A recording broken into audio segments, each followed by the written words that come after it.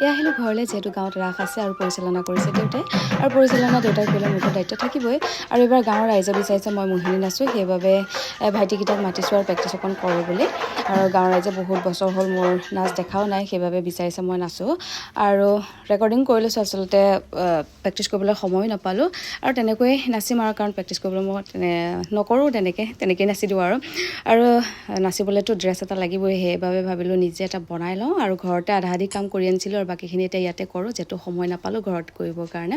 আৰু এইখিনি চিলাই লওঁ, এতিয়া আকৌ যাম ৰাতিৰ ৰাসৰ কাৰণে। আৰু এয়া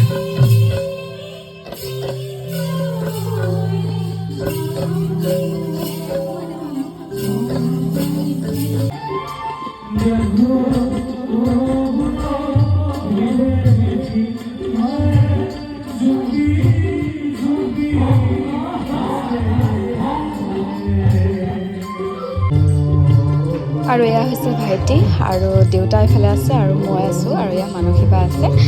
ভাইটিয়ে গীতসমূহ গায়, দেউতাই সংলাপসমূহ দিয়ে আৰু ময়ো সংলাপসমূহে দিওঁ।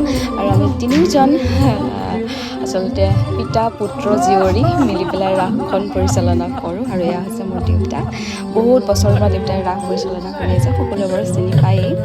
আৰু এয়া আমাৰ গোপী বা দেই, বগা পিন্ধাগৰাকী।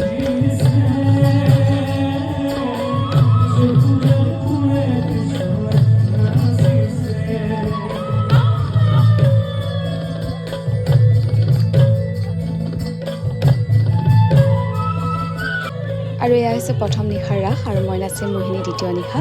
আৰু বহুত বেছি ঠাণ্ডা পৰিছে, আচলতে ৰাসখন পতা দেৰিও হৈছে বাৰু, কাৰণ বিয়া আছিলে গাঁৱত বহুত কেইখন, সেইবাবে। আৰু বাবু দেখিছেনে মোৰ লগত বহি আছে, অকণো আমনি নকৰে। 3টা বাজিছে, সি হাঁহি হাঁহি অসুৰ চাই আছে, তাকে চাবলৈ ৰখি থাকে।